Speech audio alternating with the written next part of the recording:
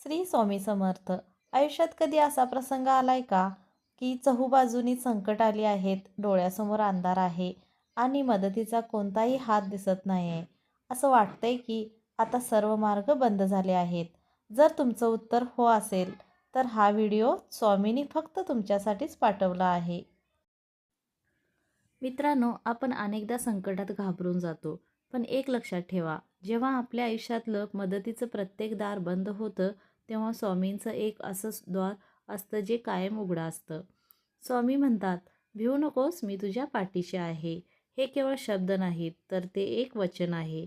जेव्हा आपण पूर्णपणे हतबल होतो तेव्हाच आपली खरी परीक्षा सुरू होते. आपण ज्याला शेवट समजतो तेथेच स्वामींची लीला सुरू होते. जसा अंधार दाट झाला आहे की समजावं सूर्योदयाची वेळ जवळ आली आहे, तसंच जेव्हा सर्व मार्ग बंद होतात तेव्हा समजावं की आता स्वामींनी तुमची दोरी आपल्या हातात घेतली आहे.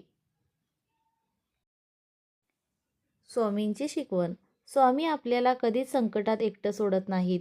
ते कदाचित समोर दिसत नसतील, पण ते कोणत्या ना कोणत्या रूपाने, एखाद्या व्यक्तीच्या रूपाने किंवा अचानक सुचलेल्या कल्पनेच्या रूपाने आपल्याला संकटातून बाहेर काढतात.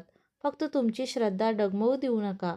त्यांच्या चरणी शरण जा आणि म्हणा, स्वामी आता तुम्हीच जे काय करायचे ते करा.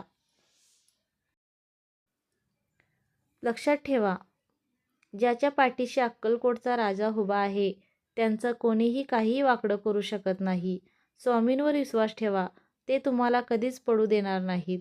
जर तुम्हालाही स्वामींच्या कृपेचा असाच काही अनुभव आला असेल तर कमेंटमध्ये श्री स्वामी समर्थ नक्की लिहा आणि हा व्हिडिओ अशा व्यक्तीला शेअर करा ज्याला आज या शब्दाची गरज आहे.